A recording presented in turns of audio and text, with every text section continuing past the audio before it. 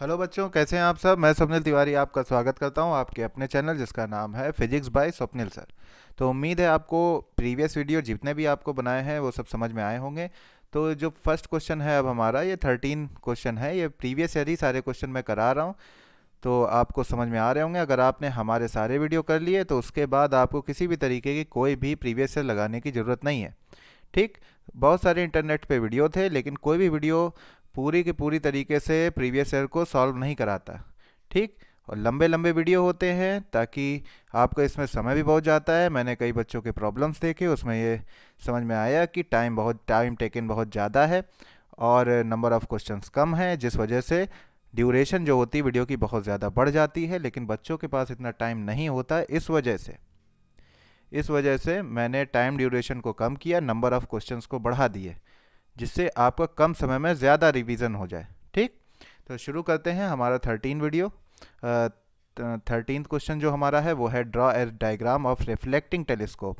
ठीक है। तो बच्चों, मैंने कई तरीके के टेलीस्कोप आपको बताए हैं, जिसमें से दो तरीके के मेनली टेलीस्कोप होते हैं, जिसमें एक है रिफ्रैक्टिंग टेलीस्कोप और दूसरा होता है रिफ्लेक्टिंग टेलीस्कोप।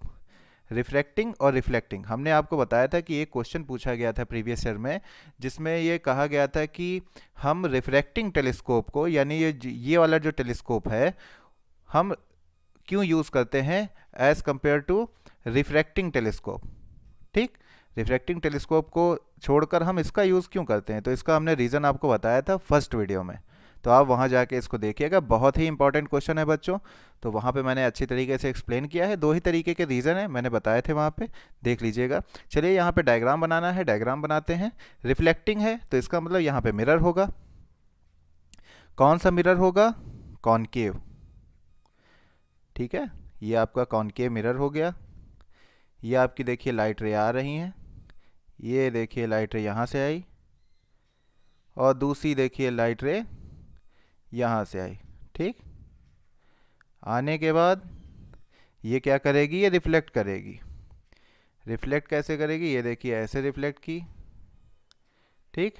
और ये देखिए ये ऐसे आपकी रिफ्लेक्ट करती है। ठीक। और यहाँ पे हम लगा देते हैं एक प्लेन मिरर, और प्लेन मिरर क्या करता है? इसको फर्दर रिफ्लेक्ट कर देता है। एक ऐसे कर देगा और एक टकराने के बाद ऐसे चली जाएगी कुछ। ठीक। अब यहाँ पे थोड़ा सा हम इसको शिफ्ट करते हैं नीचे की तरफ। हाँ। अब देखिए ये लाइट रे ऐसे चली गई और आने के बाद क्या हुआ? यहाँ पे आपका एक कॉन्वेक्स लेंस लगा होता है जिसे हम आईपीस कहते हैं। फिर ये लाइट रे यहाँ पे आने के बाद फिर ऐसे हो जाती है। ठीक है, ऐसे हो जाती है। यहाँ पे आँख के द्वारा हम इसको, यहाँ पे आँख लगा के हम इसको देख लेते हैं। तो उम्मीद है आपको समझ में आया होगा इस तरीके का डायग्राम। तो समझ में आया है तो यहाँ पे बता दीजिएगा हाँ सर समझ में आ गया। अगर आपको किसी भी तरीके का कोई डाउट है तो आप उसको भी पूछ सकते हैं, अपनी बुक से भी लगा सकते हैं, बुक में भी बना हुआ है ये। ठीक। अब नेक्स्ट क्वेश्चन पे चलते हैं। अब जो नेक्स्ट क्वेश्चन है वो हमारा है a person with near sightedness. Near sightedness क्या होती है? आपने 10th में पढ़ा होगा।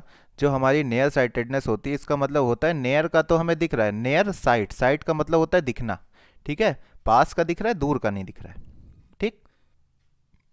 Near sightedness can not see object clearly at the distance of more than 30 centimetre. यानी 30 सेंटीमीटर पर कोई, जैसे ये हमारी कोई आँख है, ठीक है, और 30 सेंटीमीटर पे अगर कोई ऑब्जेक्ट रखा हुआ है तो 30 सेंटीमीटर के इधर वाला वो नहीं देख पाती। ठीक। 30 सेंटीमीटर तक तो वो क्लियरली देख सकती है, लेकिन 30 सेंटीमीटर से दूर अगर कोई ऑब्जेक्ट रखा है तो उसको वो नहीं देख पाती। अब इसमें कह रहा है what is the focal length of a type of lens needed to see an object at infinity. इसका मतलब कह रहा है कि अगर कोई ऑब्जेक्ट है उसको हम कहाँ रख देते हैं? इनफाइनाइट पे रख देते हैं। तो उस इनफाइनाइट पर रखे हुए ऑब्जेक्ट को देखने के लिए कौन सा लेंस यूज़ किया जाएगा, उस लेंस की फोकल लेंथ क्या होगी। ठीक है, ऑब्जेक्ट को रखा गया है इनफाइनाइट पे और हम 30 सेंटीमीटर से दूर के ऑब्जेक्ट को देख भी नहीं सकते। तो v बराबर हमारा हो गया -30। ठीक है, और ये हो गया माइनस इनफाइनाइट। अब यहाँ पे फोकल लेंथ का फॉर्मूला जो है वो है F 1/f equal to 1/v minus 1/u, क्योंकि हमें लेंस यहाँ यूज़ करना है। तो 1/f इक्वल टू हो जाएगा 1/-30 और माइनस 1/ माइनस इनफाइनाइट होगा तो माइनस माइनस प्लस हो जाएगा। तो बच्चों यहाँ पे 1/f इक्वल टू जो हमारा आ जाएगा वो हो जाएगा 1/-30। तो f इक्वल टू हमारा हो जाएगा -30। तो बच्चों उम्मीद है आपको ये चीज़ समझ में आई होगी कि f क्या आ गया -30। अब निगेटिव साइन है, इसका मतलब ये होगा कि ये होगा हमारा कॉनकेव लेंस। क्या होगा? Concave lens. कॉनकेव लेंस का हम यूज़ करेंगे जिसकी फोकल लेंथ जो होगी वो हमारी -30 सेंटीमीटर होगी। तो उम्मीद है आपको समझ में आ गया होगा। चलो बढ़ते हैं नेक्स्ट क्वेश्चन की तरफ।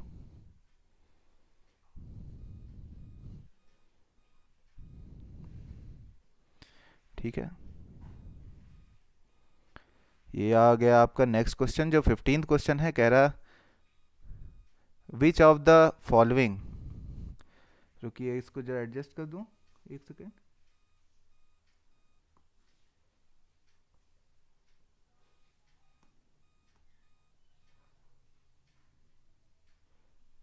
हाँ, which of the following will produce a telescope of maximum magnifying power when a convex lens is used. Also find the magnifying power of this telescope. अब देखिए यहाँ पे ये थोड़ा सा क्वेश्चन यहाँ पे आधा लिखा हुआ है, अभी इसको कंप्लीट कर देते हैं। यहाँ पे f1 equal to 20 centimeter, f2 equal to 50 centimeter, और एक दूसरा सेट दिया है f3 इक्वल टू 1 मीटर और f4 इक्वल टू 5 सेंटीमीटर। ठीक है, आपको ये सेट दिए हुए हैं। अब कहा गया है कि इन दोनों सेट में से कौन सा सेट हमको यूज़ करना है टेलीस्कोप में जिससे हमको मैक्सिमम मैग्निफिकेशन मिले।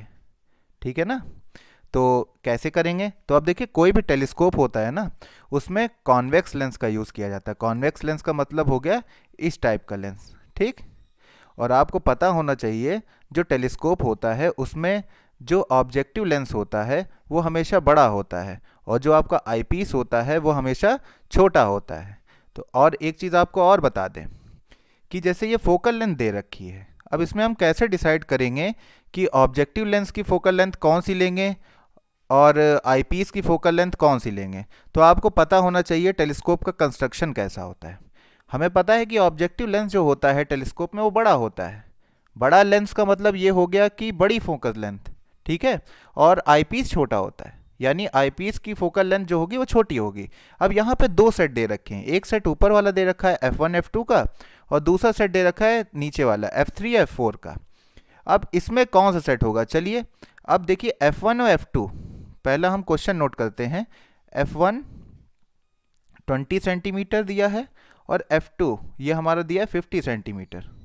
ठीक, अब इसमें से कौन सा हमारा ऑब्जेक्टिव होगा और कौन सा हमारा आईपीस के लिए होगा ये हम आपको बताते हैं। अब देखिए इसमें बड़ा कौन है? बड़ा है 20 सेंटीमीटर वाला।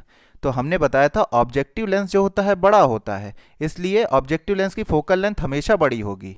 तो 20 सेंटीमीटर जो होगा वो ऑब्जेक्टिव की होगी और 5 सेंटीमीटर जो होगी वो आईपीएस की होगी। समझ में आया कि नहीं आया? अब मैग्नीफिकेशन इसका निकाल देंगे तो आ जाएगा m equal to F O upon F E, तो यानी 20/5, 5 चौक 20, यानी 5 4 जो 20 आ गया, यानी मैग्नीफिकेशन इसका क्या आ गया? 4 टाइम्स, यानी ये 4 टाइम्स मैग्नीफिकेशन करेगा। ठीक, अब नेक्स्ट वाले की बात करते हैं। थोड़ा सा इसको शिफ्ट करते हैं तब समझ में आएगा।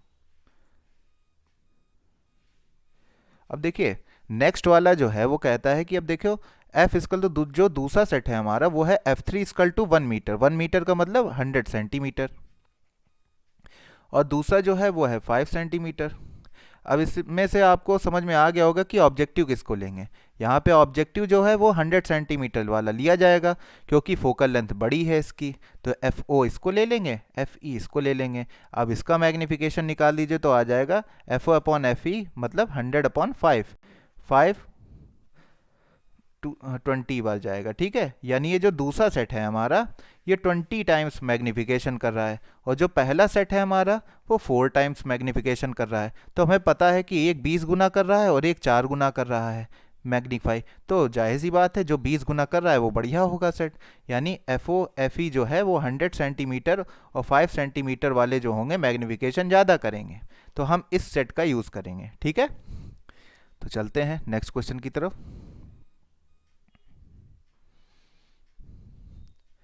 What will be the maximum length and magnifying power of a telescope made of two lenses of focal length of 4 cm and 60 cm? तो क्वेश्चन क्या कह रहा है, सबसे पहले वो समझते हैं। What will be the maximum length and magnifying power of a telescope? यहाँ पे आपको दो क्वेश्चन पूछा गया है। पहला लेंथ के बारे में आपसे पूछा गया और दूसरा पूछा गया है मैग्निफिकेशन के बारे में टेलीस्कोप की। तो लेंथ क्या होती है आपको बताते हैं। जैसे ये हमारा टेलीस्कोप हो गया, ठीक है, ऐसे ही रॉ डायग्राम बनाते हैं। ये टेलीस्कोप हो गया, जो हमारा ये जो ऑब्जेक्टिव लेंस है और ये आईपीस है, इसके बीच की जो लेंथ होती है इसी को कहते हैं टेलीस्कोप की लेंथ। और टेलीस्कोप की लेंथ जो होती है वो आपकी VO, अब देखिए mode of lens of two focal length 4 centimeter and 60 centimeter. अब टेलीस्कोप की लेंथ जो होगी हमारी वो हमारी होगी FO प्लस FE, ठीक। तो लेंथ हमारी हो गई FO प्लस FE, यानी FO कितनी दे रखी है तुम्हारी ऑब्जेक्टिव की 60 सेंटीमीटर और FE तुम्हारी कितनी दे रखी है 4 सेंटीमीटर। दोनों को ऐड कर देंगे तो आ जाएगा 64 सेंटीमीटर। तो ये आपकी आ गई लेंथ। अब आपसे पूछा है मैग्नीफाइंग पावर, यानी M आपसे पूछा है। M होता है हमारा FO अपॉन FE, कहीं कहीं पे माइनस भी लगा देते हैं, ठीक। तो परेशान होने की इसमें बात नहीं है, माइनस साइन केवल ये बताता है जो हमारा इमेज बनना है वो उल्टा बन रहा है, ठीक, बस इतना ही बताता है। तो FO अपॉन FE यानी आपका हो जाएगा, FO है आपका 60, FE है हमारा 4, तो 4 1 जा 4 और 4 5 जा 20, तो ये इतना आ गया आपका मैग्निफिकेशन। कितना आ गया 15। समझ में आया कि नहीं। चलिए नेक्स्ट क्वेश्चन की तरफ बढ़ते हैं। The angle of view of the moon at the I is 0.6। ये 0.6 है, ठीक है, यहां पे आप करेक्ट कर लीजिएगा 0.6। The focal length of the objective and the eyepiece of the telescope are 200 centimeter and 10 centimeter respectively. What will be the angle of view of the moon when viewed with a telescope? अब देखिए यहाँ question क्या कह रहा है। सबसे पहले हम क्वेश्चन को समझते हैं। क्वेश्चन हमारा कह रहा है the angle of view of the moon at the I is 0.6। जो हमारा मून है, आई पर जो एंगल ऑफ व्यू बना रहा है, मून जैसे ये है हमारा मून, ठीक, और ये है हमारी आई, ठीक। अब इसके ऊपर जो एंगल बना रहा है वो क्या बना रहा है 0.6। कितना बना रहा है 0.6, ठीक। तो ये हमारा जो हो गया बच्चों, ये हो गया alpha 0.6। The focal length of objective and eyepiece, focal length of objective and eyepiece वो क्या है 200 सेंटीमीटर एंड 10 सेंटीमीटर, ठीक। चलो ये भी समझ आ गया। What will be the angle of view of the moon when viewed with a telescope. अब कहने का मतलब ये है, पहले हमने आंख से देखा तो 0.6 डिग्री बना रहा था, वो हो गया हमारा अल्फा। अब हम क्या करेंगे, अब इसको हम देख रहे हैं टेलीस्कोप से, ठीक है। अब टेलीस्कोप से देखेंगे तो या तो मून का कितना एंगल बनाएगा, यानी हमसे पूछा गया है बीटा, ठीक। और बीटा किस फॉर्मूले में आता है, एक ही फॉर्मूला है बीटा के लिए, बीटा आता है अल्फा आता है, वो होता है M = बीटा अपॉन अल्फा, ठीक। और M का फॉर्मूला हमें पता है, वो होता है FO upon FE, beta upon alpha. अब वैल्यू यहाँ पे पुटअप कर देंगे, बस हमारा आ जाएगा आंसर। FO हमारा है 200, FE हमारा है 10, और आपका जो बीटा है ये हमें कैलकुलेट करना है, और अल्फा जो हमारा है वो है 0.6। अब ये 0 से ये 0 कैंसिल हो गया, अब बीटा इक्वल टू आपका आ जाएगा 0.6 इंटू 20। अब आपका ये आ जाएगा 8, यानी बीटा इक्वल टू आपका आ गया 6 टू जा 12, यानी 12 आ गया। ठीक है, 12 डिग्री। तो उम्मीद है आपको समझ में आ गया। अब ये बहुत ही इजी क्वेश्चन था, थोड़ा सा बड़ा लग रहा था लेकिन क्वेश्चन बहुत इजी था। बोर्ड में आया हुआ है 2017 सेट नंबर आरजी में इसको पूछा गया है, तो उम्मीद है आपको समझ में आया होगा। ठीक, अब बढ़ते हैं नेक्स्ट क्वेश्चन की तरफ। और साथ ही साथ में देखिए फॉर्मूले वही हैं, कॉमन फॉर्मूले हैं, फॉर्मूला बेस है। तो आपको बता दें लास्ट ईयर जो पूछा गया था वो 37 मार्क्स का पूछा गया था ऑप्टिक्स से, यानी आपकी जो सेकंड बुक है उससे 37 मार्क्स का पूछा गया। तो आप समझ सकते हैं कि 37 मार्क्स का रोल क्या होता है फिजिक्स में। जो मैक्सिमम बच्चे जो हैं फिजिक्स से डरते हैं, जिन्होंने मैथ नहीं लिया है, बायो लिया है, तो ये बायो वालों के लिए अमृत धारा है जो भी मैं करा रहा हूँ। ठीक, the radius of curvature of a double convex lens are 15 centimeter and 30 centimeter respectively.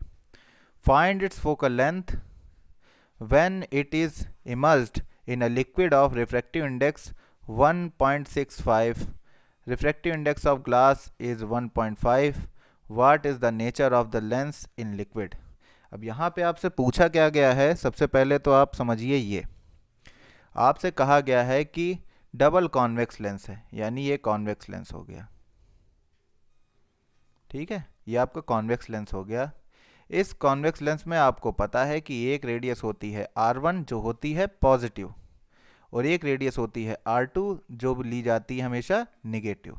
ठीक, तो अब यहाँ पे लिखेंगे हम R1 और R2। R1 होगी हमारी पॉजिटिव और R2 होगी हमारी निगेटिव। अब आपसे क्या दे रखा है कि double convex lens are 15 centimeter and 13 centimeter respectively, यानी R1 आपकी हो जाएगी प्लस का 15 सेंटीमीटर और R2 जो आपकी हो जाएगी माइनस का 30 सेंटीमीटर। ठीक, अब आपको क्या दे रखा है, अब आपसे कहा है find the focal length when it is immersed in a liquid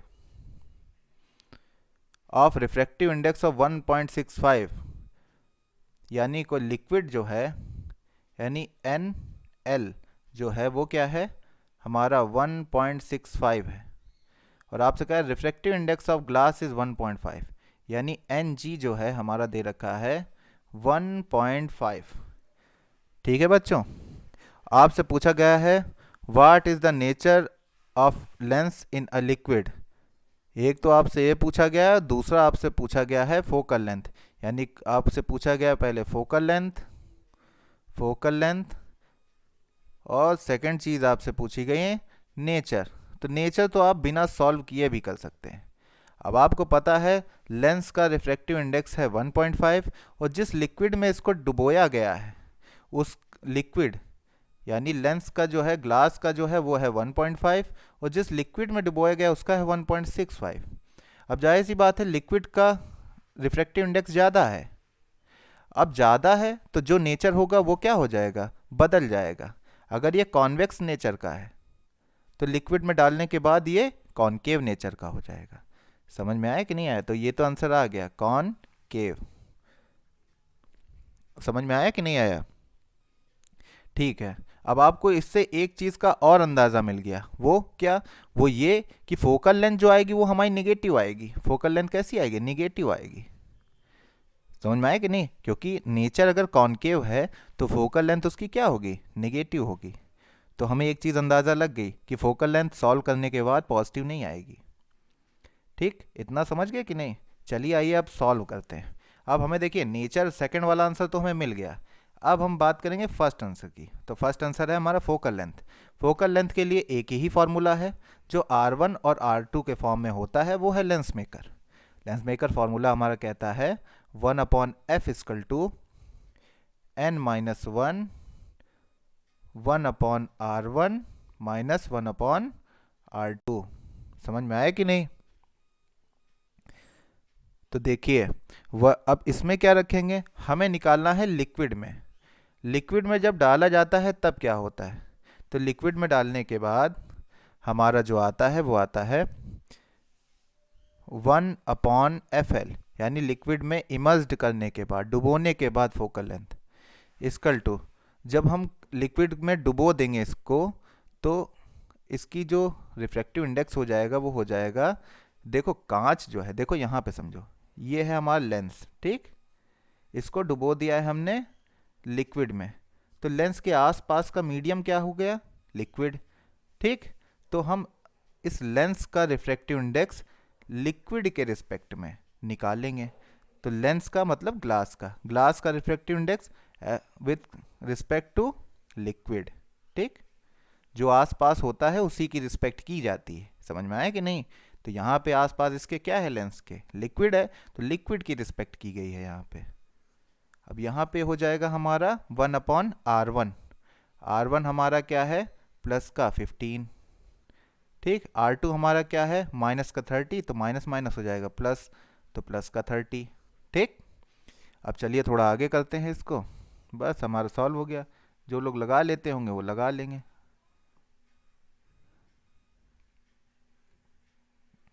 थोड़ा सा आगे खिसकाते हैं इसको। तो 1/FL इक्वल टू आ गया बच्चों, LNG का फार्मूला हम खोलेंगे तो आ जाएगा Ng/NL-1, और ये आ जाएगा 1/15 को 2 से मल्टीप्लाई किया, इधर इधर 2 से किया, प्लस 1/30। ऐसा इसलिए क्योंकि डिनोमिनेटर सेम करना था, नीचे जो है उसको सेम करना था, तभी तो जोड़ घटा पाएंगे। तो 1/FL इक्वल टू हो जाएगा, Ng की वैल्यू हमारी थी 1.5 और इसकी थी 1.65, माइनस 1 किया, और इधर हमारा आ गया 2/30 प्लस 1/30। अब नीचे आ जाएगा हमारा 1/FL इक्वल टू, अब ये हमारा है, यहाँ पे देखिए, यहाँ पॉइंट के आगे एक डिजिट है, यहाँ दो हैं, तो बराबर कर लेते हैं, यहाँ जीरो बढ़ा देंगे, तो यहाँ दोनों डिजिट, दो डिजिट ऊपर हो जाएंगे, नीचे भी दो डिजिट हो जाएंगे, पॉइंट अब हट जाएगा, तो आ जाएगा हमारा 150/165 माइनस 1, ठीक। और इधर क्या आ जाएगा 3/30, 3 1 जा 3, 3 10 जा 30। थोड़ा सा यहाँ पे हम सॉल्व करते हैं इसको, ये आ जाएगा हमारा 1/FL equal to 150 minus 165 upon 165, और यहाँ आ जाएगा हमारा 1/10। अब देखो 1/FL इक्वल टू आ जाएगा 150, 165 घटाओगे 50 60, 15 आ जाएगा, 15/165, और ये आ जाएगा हमारा 110। अब देखो 5 3 15, 5 3 15 और 1, और 3 1 कम 3, 3 11 बार चला गया, तो आ गया 1/FL equal to 1/11 into 1/10 equal to आ जाएगा, वो भी किस में, माइनस में, क्योंकि 150 में से 165 बड़ा था, साइन इसी का लगेगा, इसलिए माइनस में आएगा, जो भी आंसर आएगा माइनस में आएगा, तो आ जाएगा हमारा 1/110। तो FL इक्वल टू बच्चों आ जाएगा हमारा, थोड़ा सा ऊपर करते हैं, FL इक्वल टू बच्चों जो आएगा हमारा वो आएगा 110, वो भी माइनस में। आया कि नहीं आया, देखो अब यहाँ पे हम लिख लेंगे FL जो हमारा आया वो आया माइनस का 110 सेंटीमीटर। अब देखिए हमने आपसे कहा था कि हमारी फोकल लेंथ जो है वो माइनस में आएगी, तो देखिए यहाँ पे माइनस में आई। अब ये इंडिकेट करता है, ये भी चीज़ इंडिकेट करती है कि लेंस कौन सा यूज़ होगा, कॉनकेव नेचर का। तो उम्मीद आपको समझ में आ गई होगी। अब चलते हैं नेक्स्ट क्वेश्चन की तरफ। The magnifying power of a telescope is 9, यानी मैग्निफिकेशन क्या है टेलीस्कोप का, वो आपका 9 है। When it is adjusted for a parallel rays, then distance between eye lens and objective is 20 centimeter. Determine the focal length of both the lenses. तो इसको कैसे करेंगे आपको बता दें। अब मैग्नीफिकेशन आपका क्या दे रखा है, 9 दे रखा है, और ये जो 20 सेंटीमीटर दे रखा है ये क्या दे रखा है, ये आपको समझना चाहिए। When it is adjusted for parallel raise, जब इसको पैरेलल रेज के लिए एडजस्ट किया जाता है, then distance between eye lens and objective, हमने बताया था ऑब्जेक्टिव लेंस और आई लेंस के बीच में की जो डिस्टेंस होती है उसी को कहते हैं लेंथ ऑफ टेलीस्कोप। तो यानी आपकी लेंथ ऑफ टेलीस्कोप कितना दे रखा है, 20 सेंटीमीटर दे रखा है। ठीक, अब देखिए आप लगा सकते हैं, यहाँ पे आपसे क्या पूछा गया, determine the focal length of both the lenses. ठीक, अब यहाँ पे आप लेंथ क्या होती है, लेंथ होती है FO प्लस FE। अब यहाँ से L की जगह पे आप 20 रख दीजिए तो आ गया FO प्लस FE। ठीक, 20 equal to FO plus FE आ गया। ठीक, अब सेकंड चीज़ है मैग्नीफिकेशन। तो मैग्नीफिकेशन जो हमारा दे रख होता है वो होता है M equal to FO upon FE। तो मैग्नीफिकेशन यहाँ पे दे रखा है दूसरी साइड में 9, तो 9 equal to FO upon FE, तो और ये हो जाएगा FO इक्वल टू 9 FE। ठीक, अब देखिए FO की वैल्यू आ गई। अब ये FO की जो वैल्यू है वो उठा के इस इक्वेशन में रख देंगे। तो FO की वैल्यू रख दीजिए यहाँ पे, थोड़ा सा इसको शिफ्ट करते हैं तब कुछ बढ़ते हैं आगे। ठीक, अब देखिए ये FO की वैल्यू जो आई है 9 FE, इसको हम इस इक्वेशन में रखेंगे तो आ जाएगा 9 FE plus FE equal to 20। ठीक है, अब यहाँ पे 9 FE plus FE equal to हो जाएगी 10 FE। ठीक, और ये आपका आ जाएगा 20, तो FE इक्वल टू है 20 अपॉन 10, तो आपका आ जाएगा 2, यानी FE की वैल्यू आपकी आ गई 2। ठीक है, 2 सेंटीमीटर, तो ये आपकी FE की वैल्यू आ गई। अब FE की वैल्यू जो है आप यहाँ पे रख दीजिए। अब हमने अभी कैलकुलेट किया था कि FO इक्वल टू 9 FE।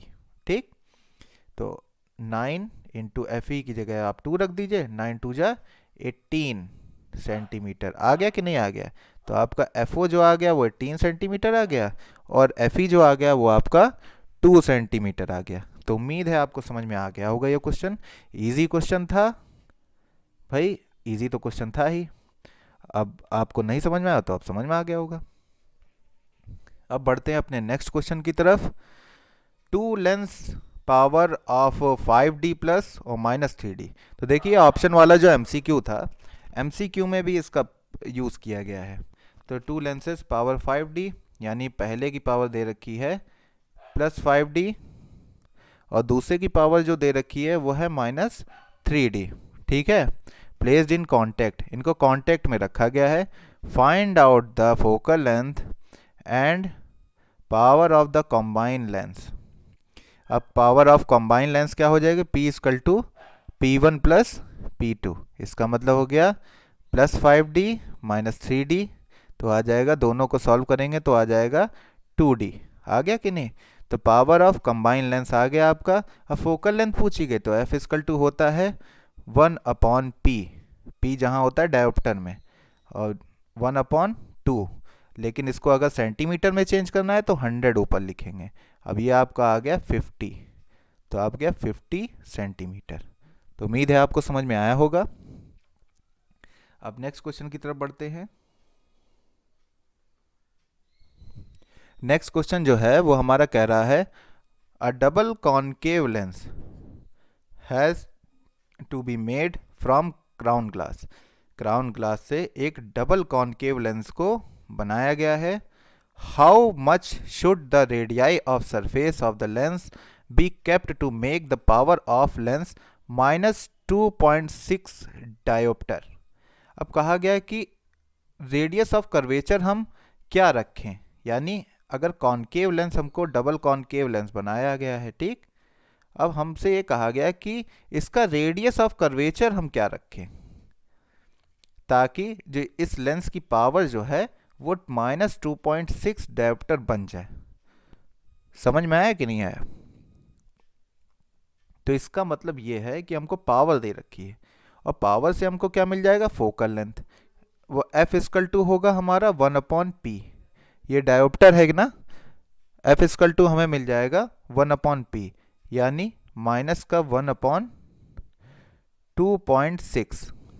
अगर अगर आप इसका देखो 1/f की वैल्यू, तो यहाँ से 1/f की वैल्यू जो है वो हमारी निकल आएगी माइनस का 2.6। समझ में आया कि नहीं? और जो वैल्यू है ये हमारी मीटर में होगी। किस में होगी? मीटर में होगी। ठीक है ना। अब यहाँ पे बात करते हैं रेडियाई की। तो रेडियाई, फोकल लेंथ और रिफ्रैक्टिव इंडेक्स दोनों का जो है वो एक ही रिलेशन होता है, वो होता है हमारा लेंस मेकर। तो वो लेंस मेकर फॉर्मूला जो हमारा है 1/f equal to n-1 1/r1 minus 1/r2।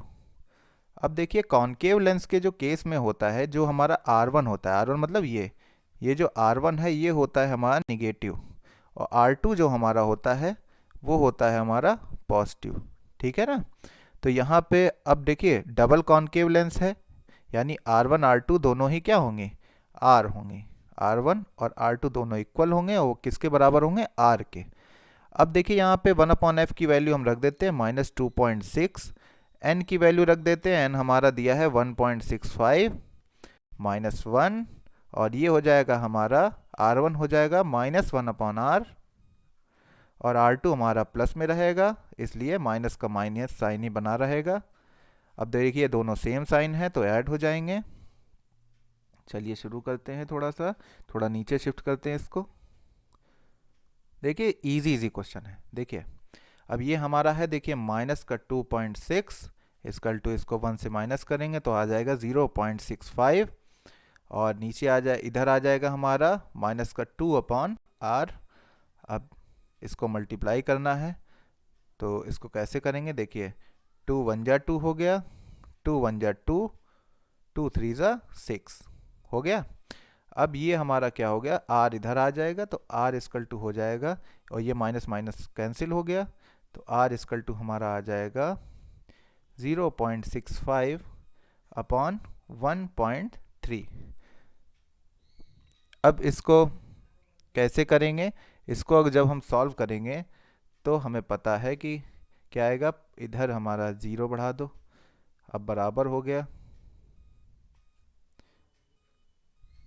अब 13 एकम 13 0, और 13 पंजे 65, तो इसको सॉल्व करेंगे आएगा 5/10, तो 0 हटा, पॉइंट लगा तो आ गया 0.5, और रेडियस आएगी मीटर में। ठीक, क्योंकि वहाँ पे हमने जो रखा था, पावर रखी थी, वो रखी थी डायोप्टर में, ली थी। डायोप्टर क्या है? MKS में आता है। तो ये हमारी जो डायमेंशन आएगी रेडियस की, वो भी क्या आएगी?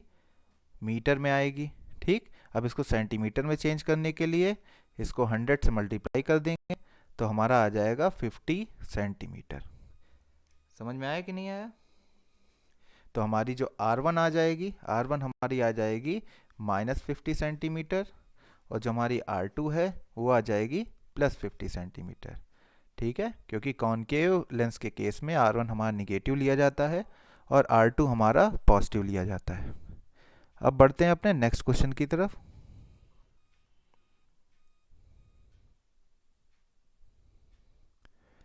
नेक्स्ट क्वेश्चन है, शो दैट द इमर्जेंट रे corresponding to incident ray on a prism as shown in figure, if critical angle of the prism material is 45 degree, यानी एंगल C जो है हमारा 45 डिग्री दिया हुआ है, what will be the refractive index of the prism material, यानी n की value आपसे पूछी गई है। तो हमें पता है कि n का एक फार्मूला होता है क्रिटिकल एंगल के टर्म में, वो हमारा होता है 1/sin C equal to n। ठीक, अब n इक्वल टू हमारा क्या होगा? 1/sin 45। अब sin 45 की जो वैल्यू होती है बच्चों, वो होती है 1/√2। तो यहाँ पर भी रख देंगे n इक्वल टू 1/√2। अब इसको थोड़ा सा हम नीचे शिफ्ट करते हैं, तो n इक्वल टू जो है वो हमारा बच्चों आ जाएगा √2। समझ में आया कि नहीं आया? तो उम्मीद है आपको समझ में आ गया होगा। और √2 की वैल्यू जो होती है बच्चों, वो होती है 1.414। तो उम्मीद है आपको समझ में आ गया होगा। ये था हमारा क्वेश्चन। अब आपके जो 2 नंबर वाले जितने भी क्वेश्चन हैं चैप्टर 9 के वो हो गए हैं कंप्लीट। आप इसकी अच्छे से प्रैक्टिस कीजिए और चैनल को सब्सक्राइब कीजिए। तब तक के लिए जय हिंद।